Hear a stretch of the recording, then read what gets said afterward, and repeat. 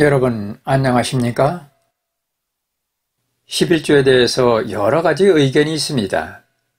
어떤 사람은 11조는 반드시 교회에 내야 한다고 하고, 다른 사람은 내도 되고 안 내도 된다고 하며, 또 다른 사람은 아예 내지 말아야 한다고 주장합니다. 반대론자의 주장은 11조는 구약의 율법 시대나 있었던 일로 오늘의 신약교회 시대에는 할 필요가 없다고 합니다. 매우 그럴듯한 주장이라고 보는데 여러분의 생각은 어떠신지요? 그런데 문제는 오늘날 은혜 시대인 신약교회에도 구약의 율법 시대에나 적용하였던 11조를 드려야 하느냐 하는 것입니다.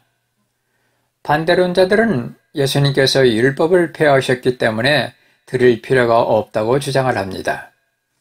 로마서 7장 6절에 보면 우리를 붙들었던 것 안에서 죽었으므로 이제 우리가 율법에서 구출되었나니라는 말씀과 10장 4절에는 그리스도께서는 믿는 모든 자에게 의가 되시기 위하여 율법의 끝마침이 되시느니라는 말씀이라든지, 에베소서 2장 15절에 보면 원수가 되게 하는 것, 즉 규례들에 수록된 명령들의 율법을 자기 육체로 없으셨다는 말씀 등으로 반대하는 이유입니다. 그러나 11조 찬성론자들은 마태복음 5장 17절에 내가 율법이나 대언자들이 그를 폐하러 온 줄로 생각하지 말라. 나는 폐하러 오지 아니하고 성취하러 왔노라라는 말씀을 근거로 예수님이 율법을 폐하러 오신 것이 아니라며 11조를 드려야 한다고 주장합니다. 이 말씀은 예수님께서 율법을 없애기 위해서 이 땅에 오신 것이 아니라 온전치 못한 율법을 완전하게 성취하기 위해서 오셨다는 말씀입니다. 여기서 온전치 못한 율법이란 율법이 불완전하다는 말이 아닙니다. 율법은 완전하지만 인간이 그 율법을 지켜서 구원을 얻는 것은 불가능하다는 것을 말합니다. 예수님이 이 땅에 오셔서 십자가에서 돌아가신 것은 율법의 행위로는 불가능한 구원을 완전하게 성취하기 위함인 것이죠. 그래서 누구든지 예수님을 믿으면 율법의 행위와 관계없이 구원을 받는 것입니다. 예수님 외에는 구원받을 방법이 없다고 성경은 말씀합니다. 사도행전 4장 12절에 다른 사람 안에는 구원이 없나니 하늘 아래에서 우리를 구원할 다른 이름을 사람들 가운데 주지 아니하셨다라고 하였습니다. 율법에 따른 11조를 아무리 많이 해도 구원받지 못합니다. 11조 찬성론자들은 또 다른 말씀으로 이번에는 마태복음 23장 23절을 내세웁니다. 23절에 서기관들과 바리새인들 위선자들아 너희에게 화가 있을지어다. 너희가 박하와 회양과 근처의 11조는 바치되 율법의 더 중대한 문제인 판단의 공의와 공일과 믿음은 무시하였도다. 너희가 마땅히 이것들을 행하여 하거니와 다른 것도 행하지 않은 채 내버려 두지 말아야 하느니라는 말씀에서 신약 성경에도 예수님이 11조를 하라고 하지 않았느냐며 11조를 해야 한다는 것이죠.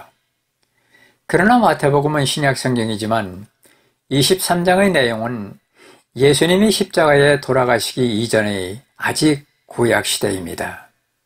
구약 시대는 율법을 지키는 것이 의무이기에 예수님은 11조를 하라고 말씀하신 것입니다. 23장 23절의 내용을 오늘 교회 시대에 적용하면 안 됩니다. 마태복음 23장과 같은 내용이 누가복음 11장 42절에도 11조가 나오는데 마찬가지입니다. 신약성경 마태복음이나 누가복음 외에 예수님 십자가 사건 이후 신약교회에 적용할 만한 11조에 대한 언급이 없습니다. 히브리서 7장에 나오는 11조에 대한 말씀은 문맥을 자세히 살펴보면 예수님은 레위 계통의 제사장이 아니라 멜기세덱 계통의 제사장으로 지극히 높으신 분임을 말하는 것이지 신약교회가 11조를 해야 한다는 내용이 아닙니다. 고린도전서 10장 32절에 보면 이 세상에는 유대인, 이방인, 그리고 교회 등 세 부류의 사람이 있다고 성경은 말씀합니다. 지금 이스라엘 땅에는 유대인이 살고 있습니다. 그 이스라엘 사람을 제외한 그 외의 모든 사람은 이방인입니다. 그리고 유대인이든지 이방인이든 간에 예수님을 믿으면 그 사람은 교회입니다. 그래서 유대인, 이방인, 교회로 분류합니다. 그러므로 우리는 성경을 읽을 때에 그 말씀이 유대인에게 하신 말씀인지, 이방인에게 하신 말씀인지, 아니면 교회에 하신 말씀인지 분별하며 성경을 읽어야 합니다. 그리고 시대를 구분하지 않고 성경을 읽으면 바르게 성경을 이해할 수가 없습니다. 예를 들면 마태복음 10장 5절로 7절에 보면 예수님께서 12 제자들에게 하늘의 왕국의 복음을 전파하라고 하시면서 이방인들과 사마리아 사람들에게 가지 말고 이스라엘에게만 가라고 말씀하셨습니다.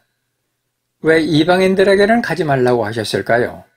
마태복음 2장 2절에 의하면 예수님은 이방인의 왕으로 오신 것이 아니라 유대인의 왕으로 오셨기 때문에 이스라엘에게만 가서 왕국의 복음을 전하라고 하신 것입니다.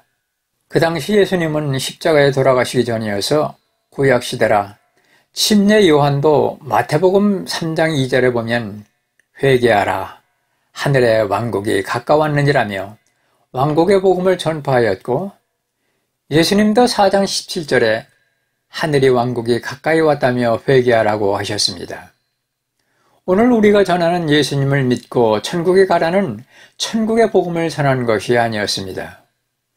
예수님 당시 유대인은 왕국의 복음을 거절하고 예수님을 십자가에 처형함으로 하나님의 왕국은 보류가 되었습니다.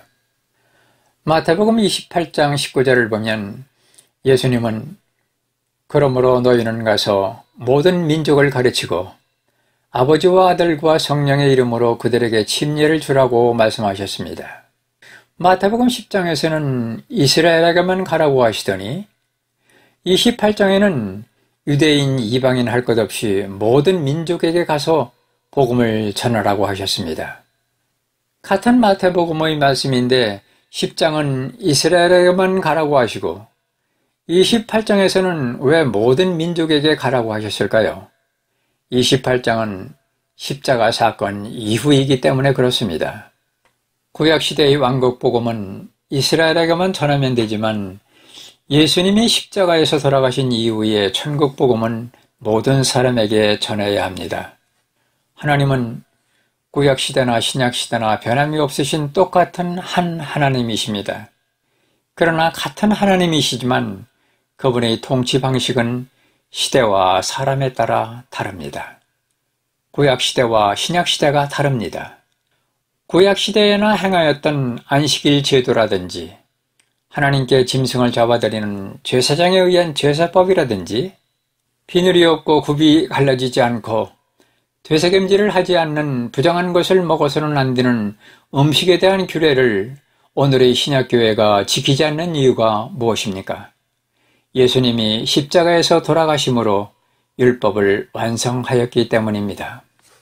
구약시대나 신약시대나 변하지 않는 것은 하나님의 은혜로 믿음을 통해 우리가 구원을 얻는 것은 변하지 않습니다. 우리가 지켜야 할 말씀이 있고 지키지 않아도 되는 말씀이 있습니다. 그 중에 하나가 11조입니다.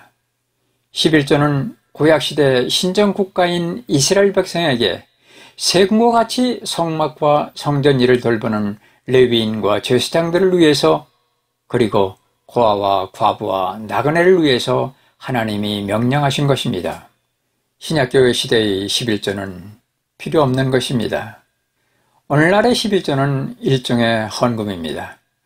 구약시대의 11조로 성전을 돌보는 레위와 제사장의 생계를 지원하였듯이 오늘의 신약교회도 교회의 기능을 유지하려면 헌금의 재정이 필요합니다.